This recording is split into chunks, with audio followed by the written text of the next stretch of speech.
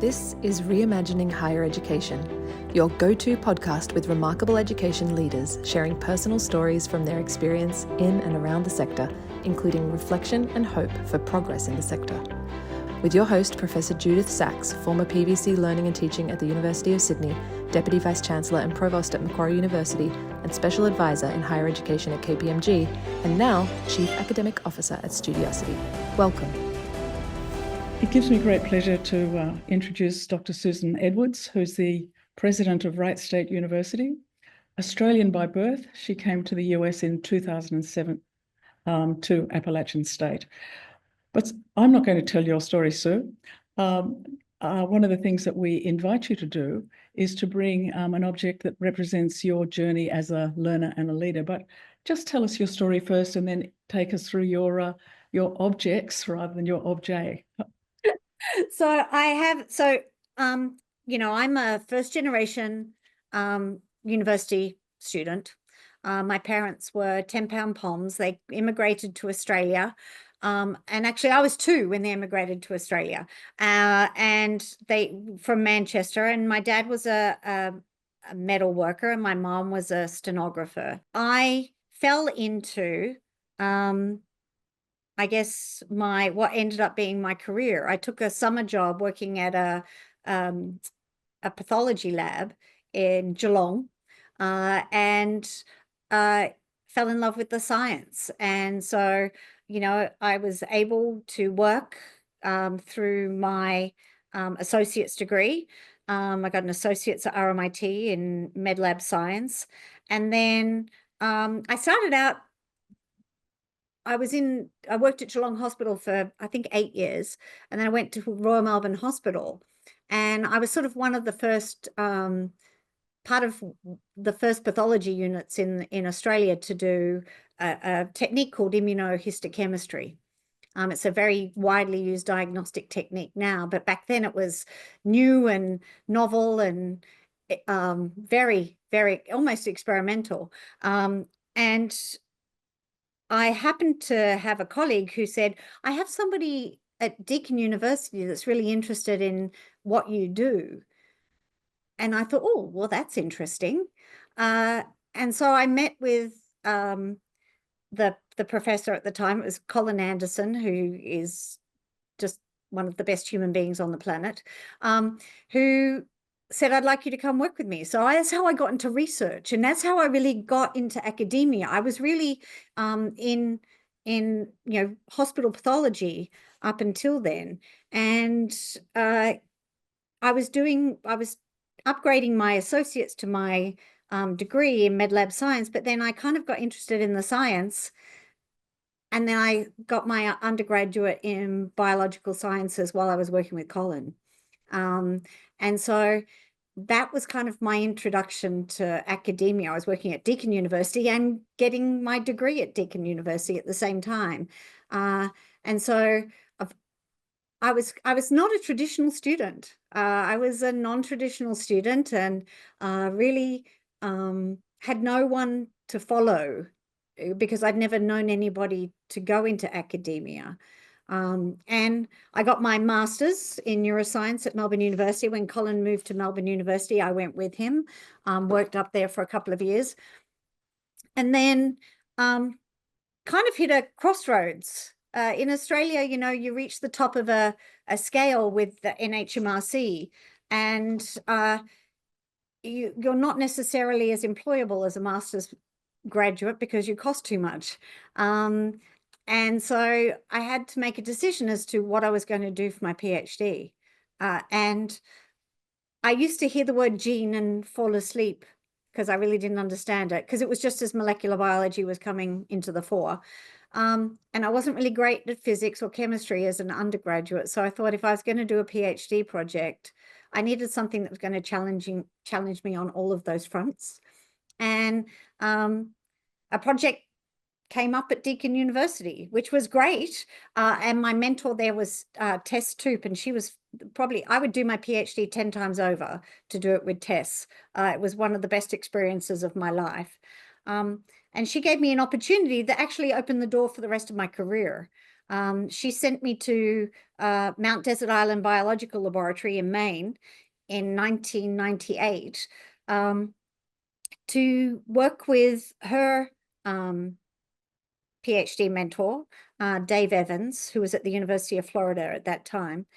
And here's one of his other colleagues, J.B. Claiborne, and who was at Georgia Southern.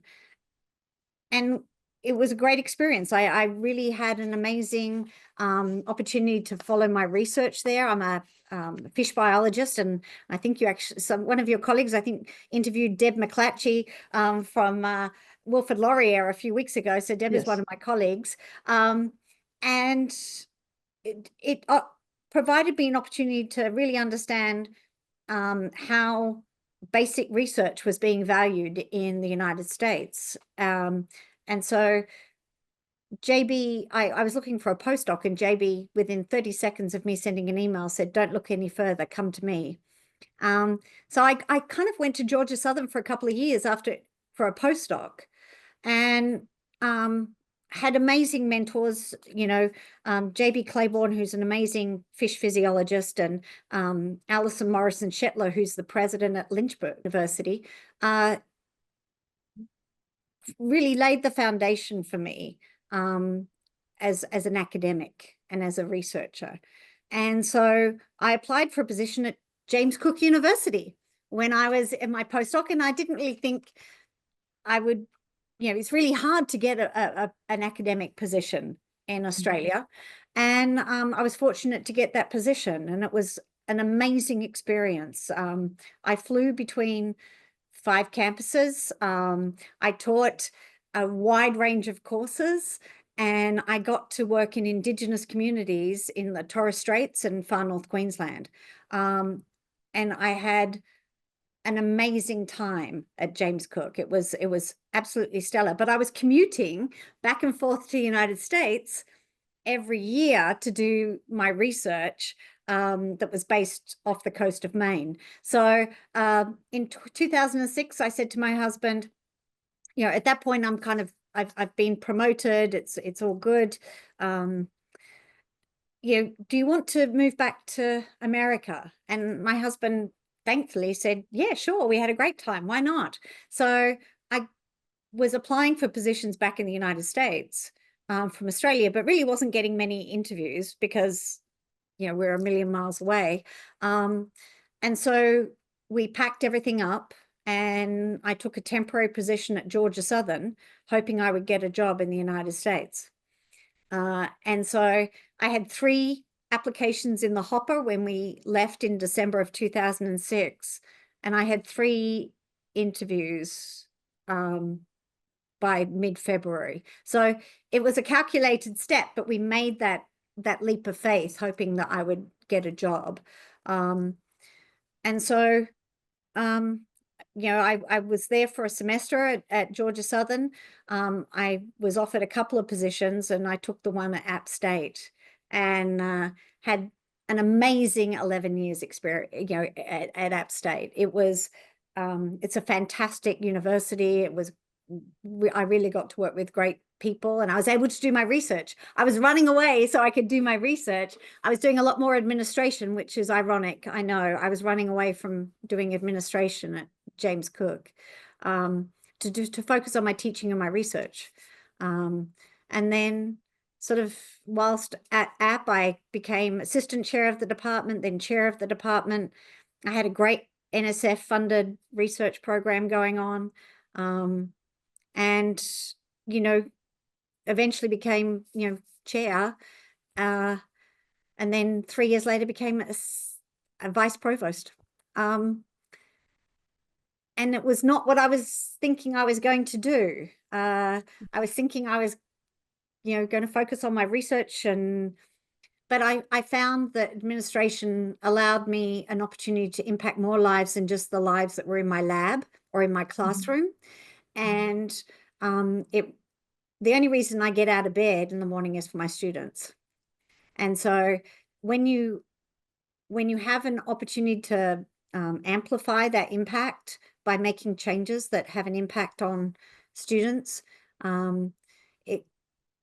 it kind of allowed me to naturally think about what's next. And I wasn't really looking for things. And in fact, if I was to, the search firm badgered me into applying for a position at Wright State.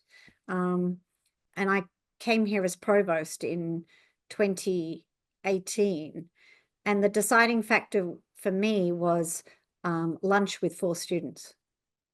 I met those students.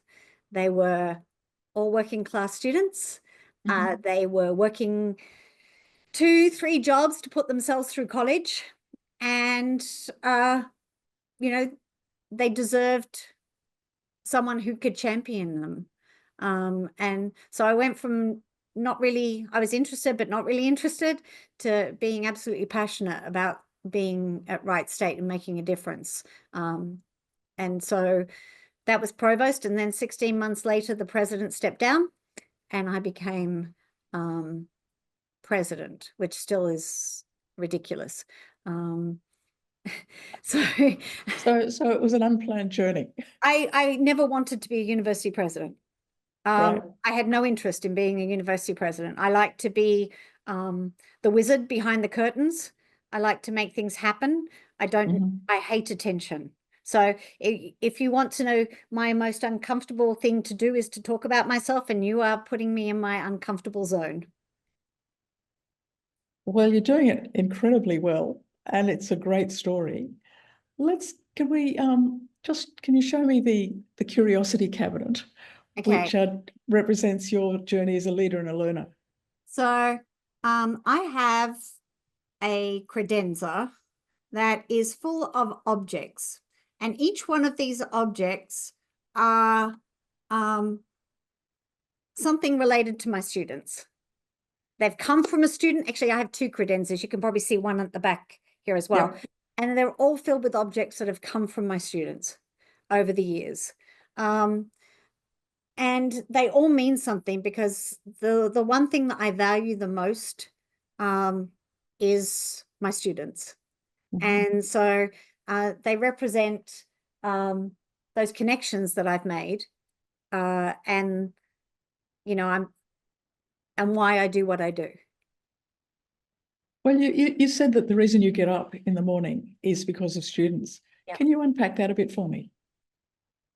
I don't know how anyone could do these jobs if they really didn't understand the connection and the impact that they can have with their students. My whole philosophy being a leader is, it's based upon, you know, working with humans, working with human beings. Relationships are the most important thing to anyone's success. And so I work very hard to ensure that my students have access to me and I have access to them. That means, you know, they know my name. They don't call me President Edwards. They call me Sue or Pres Sue. As you know, in Australia, that's kind of the way we roll. It takes a lot for folks here to do that, but they do. And they will talk to me, and they will tell me what their dreams and ambitions and hopes are. And it's my job to make sure that I'm giving them every opportunity for all of their dreams, hopes, and ambitions to come to reality. And so that's what I mean when I say I get out of bed for them. It's not that that's the only thing I have in my life, but it truly is why I choose to do the work that I do. Whether I'm in the classroom, whether I'm in the lab, or whether I'm in a role here, it's all about the students to me. And it's all about, how do I support the students in the best way possible so that they can be successful. So I know that Wright State was established to recognise the Wright brothers. And I mean, that's a great story in itself. I also know that you're well known for your baseball team. Yes, we do have a great baseball team.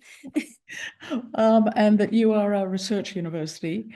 Tell me more about Wright State, and particularly through the lens of having taught in Australian universities. And, you know, if I was to come to Wright State, what would I see? How would it hit me? I think you'd find Wright State is very similar to Australian universities in the sense that we're not a purely residential campus as you might find in the United States. We have probably about 3,300 students that live on campus in dormitories. The remaining, 8,000 students are commuting to campus, but they're commuting from, as you would, in Geelong or Melbourne, they're not living far from campus, but they're commuting in.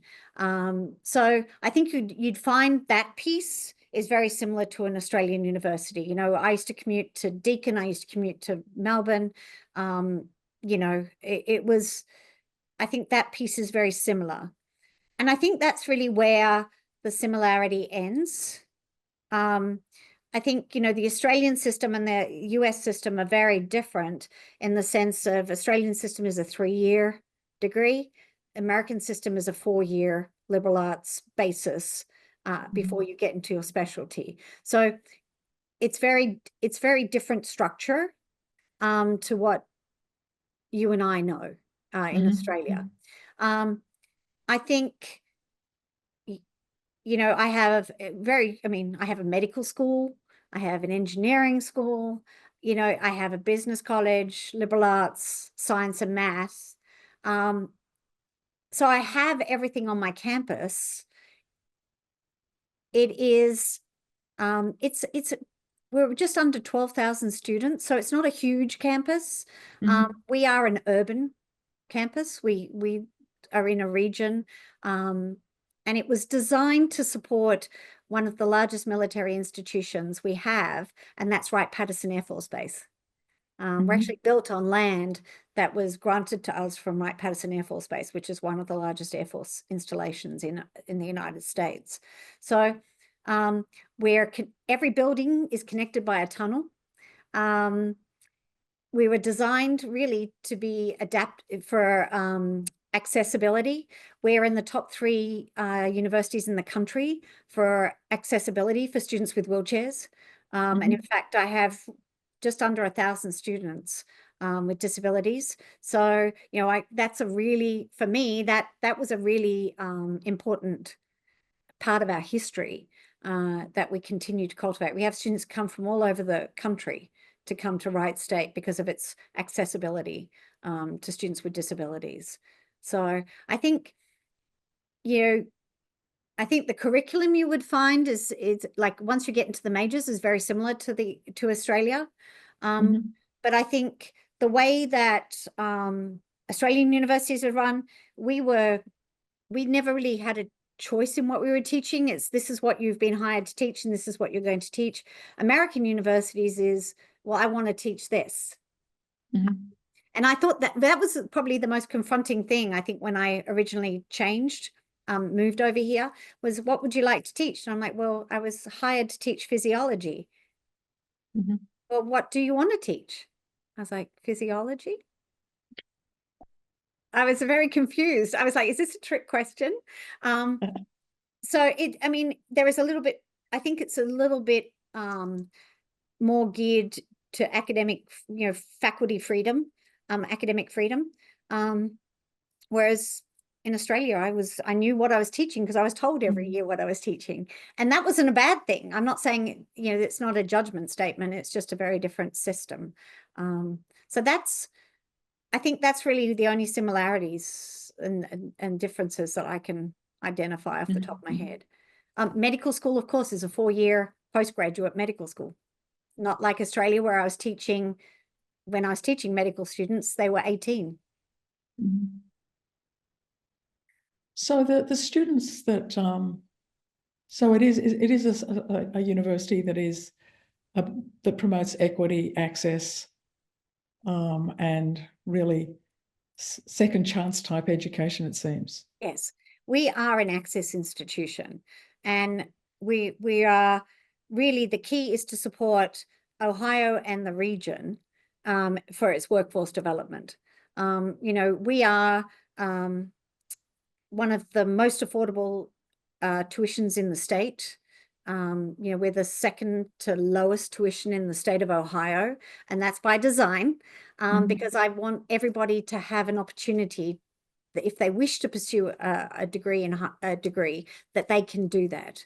You know, and the number one obstacle I find with my students that either can't come or drop out or stop out is finance. And so, you know, keeping an affordable, low cost but high quality education is critical for not only our students but also our economy. And the economy of the state. Ohio really has undergone a bit of a resurgence in the Midwest. They've brought a lot of industry into the Midwest. Intel are building a very large chip development facility just outside Columbus, which is only an hour down the road. And we've got Joby Aviation, which are the flying taxis. They have a big plant. They're opening a big plant here. Honda. And it's very much a manufacturing industry region, but it's undergone a resurgence. You know, back in the day, of course, it was the Wright brothers, and it was producing aircraft for, you know, what was the Army Air Corps, but now is the Air Force. The title of this podcast series is Reimagining the Future of Education. If you could take the best of your experience, and there was one teacher that you had that actually transformed your life, your PhD supervisor, and you know, you said you could do multiple PhDs if you were working with her. What do you think in terms of reimagining the future of education, in terms of your experience, where would you start? You know, it's a multi-layered question, right? Because it's not a simple fix. I think that's one thing I found, you know, in this role. It's like an onion. You peel away the layer and there's another layer underneath there. And you think it's a simple fix, but in fact, it's not. I do think we have to reimagine education and be more, I think we have to think about it differently. People no longer, well, certainly, let me preface this, I'm generalizing, but people want to be able to have education in bite-sized pieces. And you see that with accelerated degrees. You know, you see somebody can get an MBA in 18 months, but they're doing 6-week courses and it's happening, you know, and they can do it while they're working. They can, you know, take that opportunity. You know, if we can think about stackable credentials, you know, stacking those credentials so that somebody can attain a landmark, but it doesn't diminish the actual credential that they're getting at the time. You know, I think we have to reimagine higher education because people, it's financially, it's burdensome. And some people are left at the end of it all with no credential at all and an awful lot of debt. And so how do we reward people along the way? And I kind of think of it similar to, as I was thinking, like I had an associate's, which built onto a bachelor's, which built onto a master's, which built onto a PhD. You know, that's a stackable credential. And I didn't do it straight out of high school. Like I didn't go straight into university and continue on a linear pathway. I think we've got to make it acceptable and normal that it's a pathway that twists and turns and changes direction at all time, and life gets in the way sometimes, and it's okay to take a breath and stop and then come back in. But we as higher education have to be welcoming to students to allow them to do that. And I think that's really the future of higher ed in terms of from the student perspective. I think from a business perspective, from the business side, we have to work closer with our partners. Higher education for a long time was very good at telling business what they should and shouldn't do. We have to actually bring the businesses into the university to have the conversation around what should our curriculum look like. You know, that's what really an important role of advisory boards play in each of our colleges from a curriculum development point of view, because we may be teaching something that is no longer being used. So we've got to keep that relationship with the business practices really tight, because things are changing with the advent of AI, and things are moving so fast that we have to have them participating in conversations around curriculum development and relevant, coursework. That's not to say that the classics are we're not going to not teach classics, but we have to be nimble and we have to move quickly. And those two things are not classically associated with higher education. I think I read in another one of your other podcasts that somebody said something about a cruise ship. I would say it's more like an aircraft carrier. To make a change at a university is like churning an aircraft carrier in a very short period of time as you're heading towards the iceberg. You've got to change course, and it's really incredibly difficult.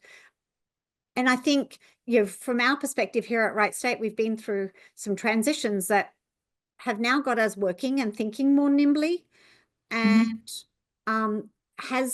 we have those partners either engaged with the campus through advisory boards, or actually have spaces on campus where they're working and they're employing our students while they're at school. So, it's just thinking about things in a more entrepreneurial way, which does sometimes take a little bit of navigating.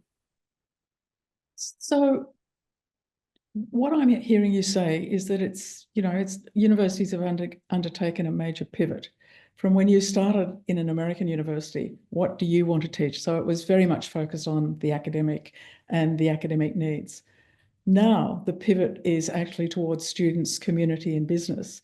And what can we do for you, and how can we work together? Yes. I think that's how it should be. And I think it is.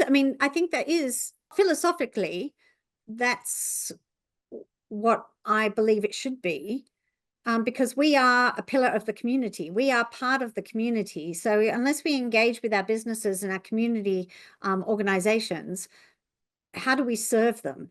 And the role of a regional university is to serve our region. And so, it has been a bit of a culture shift. And I think the other thing is to say, that's not to say that our faculty and our staff and our academics are not first and foremost. Everything falls apart if you don't have strong academics and strong support services. But if we don't look outside, our world, I like to call our bubble, higher education bubble, how are we going to help shape the next iteration, the next generation, the next leaders of our community if we don't engage with the community and the business? You invoked the word AI. It's been sort of the inflection point. 3 years ago when we talked about it, people were thinking it'll be the end of universities. Then, in fact, people did some reflection and thought, well, in fact, we can benefit from it. So how do we incorporate it and integrate it? So what's happening with AI in your institution? Gosh. So I still think so we are doing a lot around AI, and our aim is to interweave it into not have it as a standalone. Do you know what I mean? I think AI is a tool. And I think we need to be very careful not to think of it as AI is a standalone degree program. It may be, but really it should be interwoven into every discipline across the campus. And each discipline is going to use it in a very different way. And, I think about AI back when I was in the pathology lab. They were using AI to screen slides back in the day. It's been around for a long time. It's not like it's new. It's just advancing because our computers are having better capabilities. And so, if I think about machine learning, which is AI is, our engineering team are all on, how do machines learn and how do they advance the technology as a result of that? My psychology faculty are looking at the human interface, because you don't have AI without humans. And I think that's the piece that people are slowly realizing is you need humans in order for AI to operate. you know, in our business community are looking at how do we decrease workloads as a result of utilizing AI in a smarter way.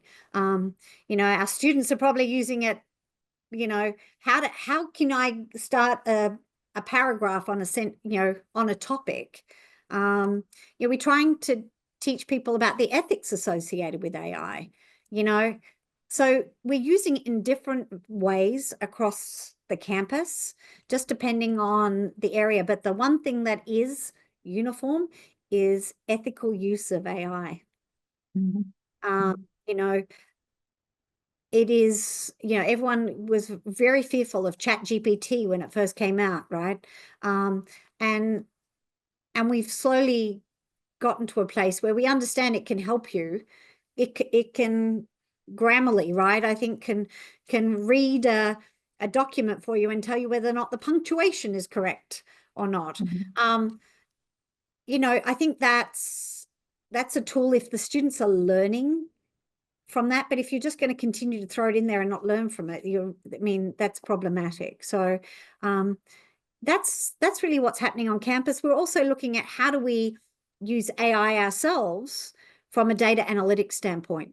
And that's how do we develop good questions to ask of our databases to get the answers that we need, you know.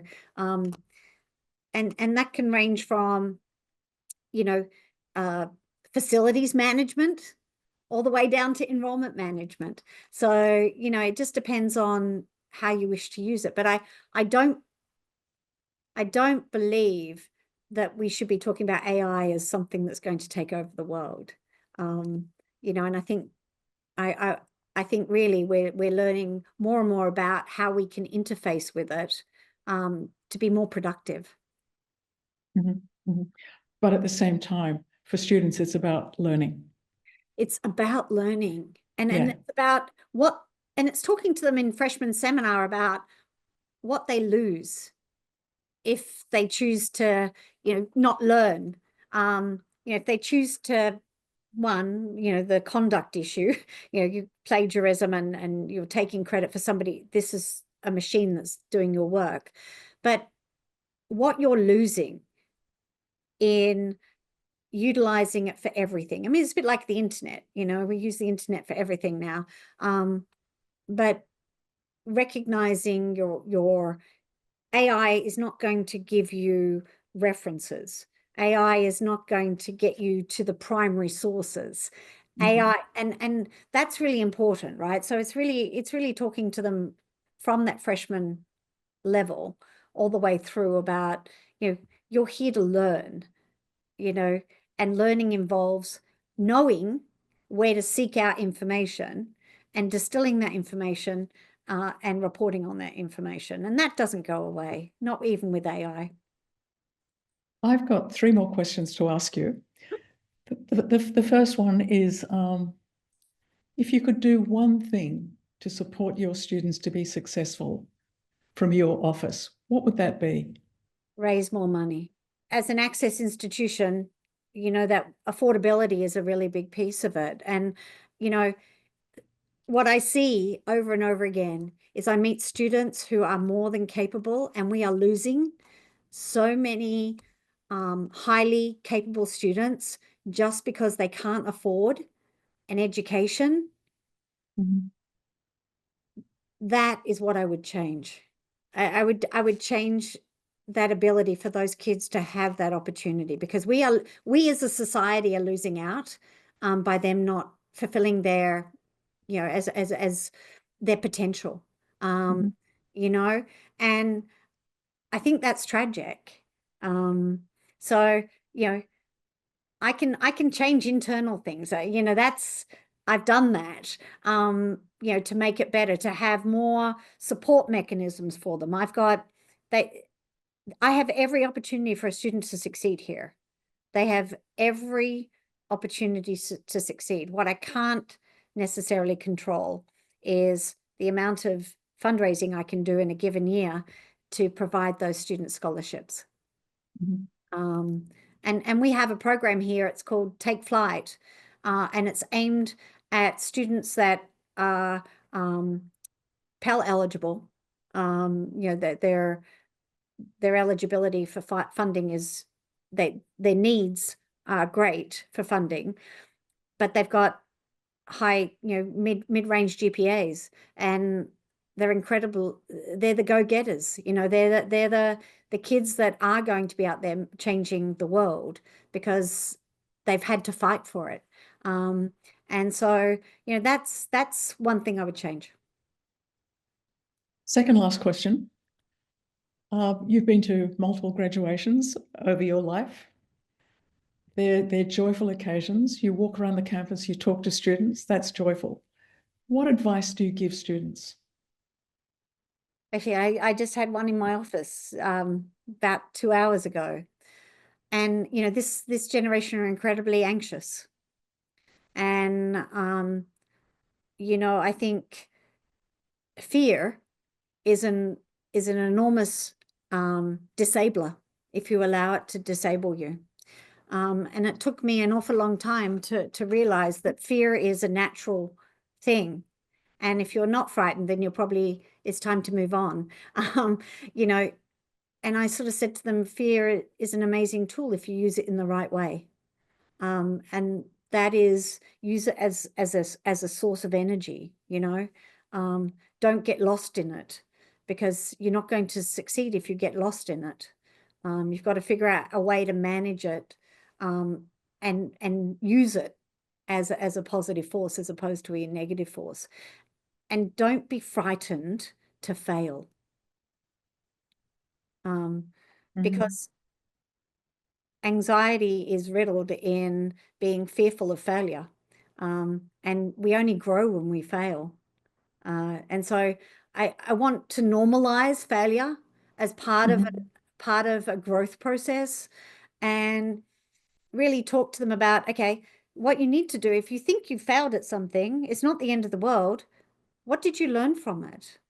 You know, what did you gain from it? You are going to gain something. You may not realize it on the day that it happens, but you're going to look back and you're going to go, huh, that didn't work out the way I was going to, but you know what? It's led me to this, and this is now a positive thing, and this is how I'm moving forward. So I think that is the advice I give them is don't get lost in fear. Use it as a positive energy source, and don't be frightened to fail.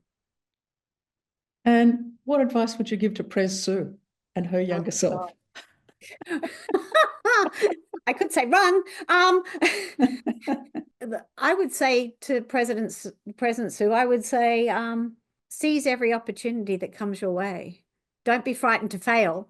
Don't be frightened to have a go, as we would say in Australia.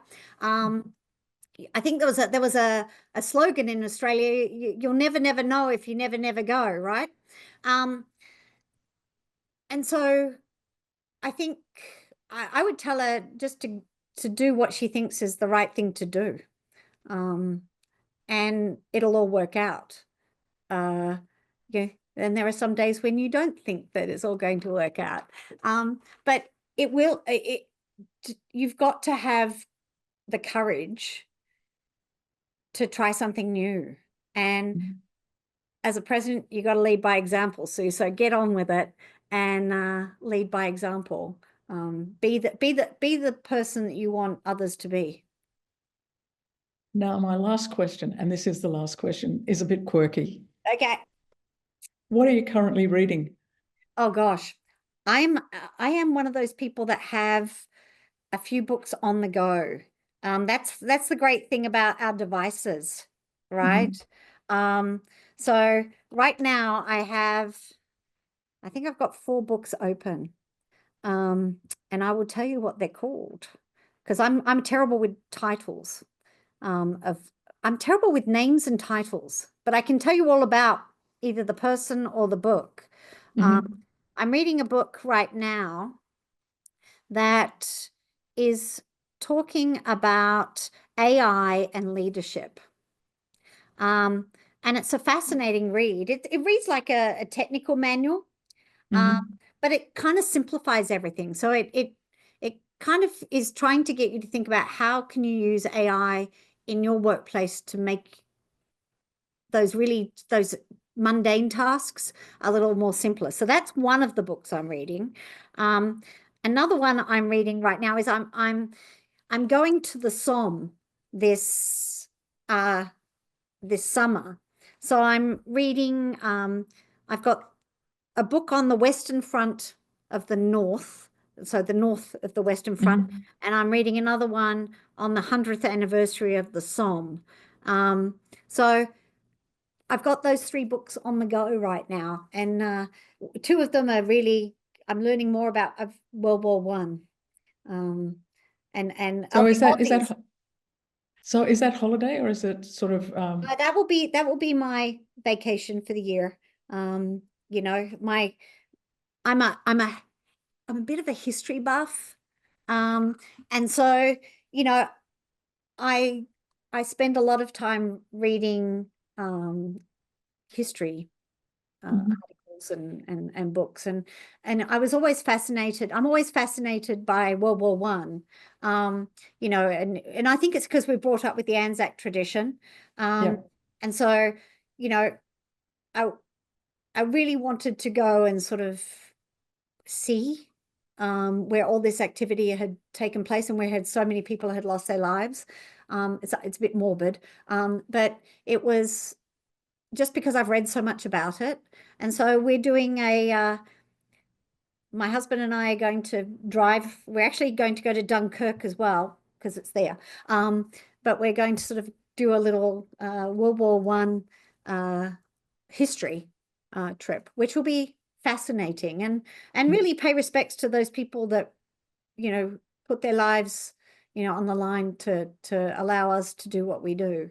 I think, you know, the Anzac tradition, you know, it reigns true, and of course it's April, and I have we have an Australian contingent over at the base, and we do Anzac Day every year. So I look forward to, you know, celebrating and remembering our Anzacs as we do back home in Australia. So this has been the most delightful and informative conversation. I hope that you've enjoyed it as much as I have, and it's really nice to see that an Australian is thriving in America. And please keep up the good work and just be the legend that you are seen to be amongst your peers in the university. So thank you, and perhaps one day our paths will cross. I would love that. It was great. It was great to talk to you, and it's always great to talk to a fellow Australian. And you know, I'm truly blessed to be in my role, and you know, thank you. You have been listening to Studiosity's podcast, Reimagining Higher Education, candid conversations within higher education, sharing stories of leadership, change, and best practice in teaching and learning. Visit studiosity.com.